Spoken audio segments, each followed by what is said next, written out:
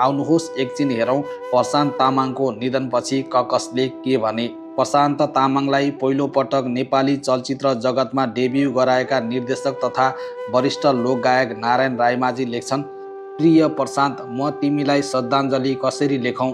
जुन फुल सुन्दर छ भगवानलाई पनि त्यही फुल मनपर्ने रहेछ। संसारलाई रुवाएर तिमी यति चाँडै जान्छौ भन्ने कसले पो सोचेको थियो र?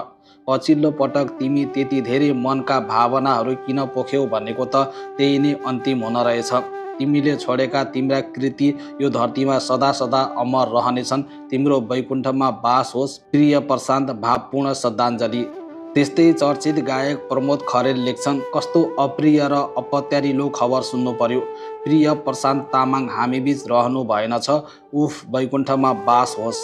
त्यस्तै चर्चित अभिनेत्री केकी अधिकारी प्रशान्त तामाङको स्मरण गर्दै लेख्छिन्, 2007 मा इन्डियन आइडल मार्फत संसारभर छरिएका सम्पूर्ण नेपाली भाषीलाई एउटै भावनामा बाँध्न सफल प्रिय प्रशान्त तामाङजीको असामयिक निधनको खबरले शून्यता महसुस गराएको छ। 2010-11 तिर उहाँको स्वरमा सजिएको गीत मनसाइलीमा अभिनय गर्दाका पल र परदेशी 2 मा सँगै काम गर्दाका सम्झनाहरू अझ झलझली मनमा आइरहेका छन्। उहाँको सङ्गीत, सरलता र मुस्कान सधैँ हामीमा जीवित रहनेछ।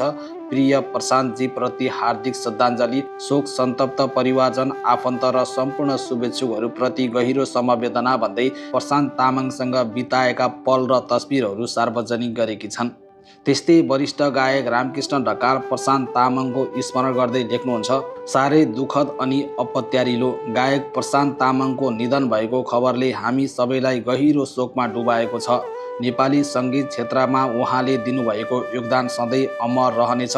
उहाँको आत्माले चिर शान्ति पाओस् र शोक सन्तप्त परिवारजनमा सहने शक्ति मिलोस्। हार्दिक श्रद्धाञ्जली भन्दै रामकृष्ण ढकालले प्रशान्त तामाङलाई यसरी सम्झिनु भएको छ। त्यस्तै बहुचर्चित हास्य कलाकार मनोज गजुरेल प्रशान्त तामाङलाई स्मरण गर्दै लेख्नुहुन्छ, प्रशान्त तामाङ पछिल्लो अवस्थामा कहाँ थिए, कस्तो अवस्थामा थिए जानकारी नलिनु ठुलो भुल भयो।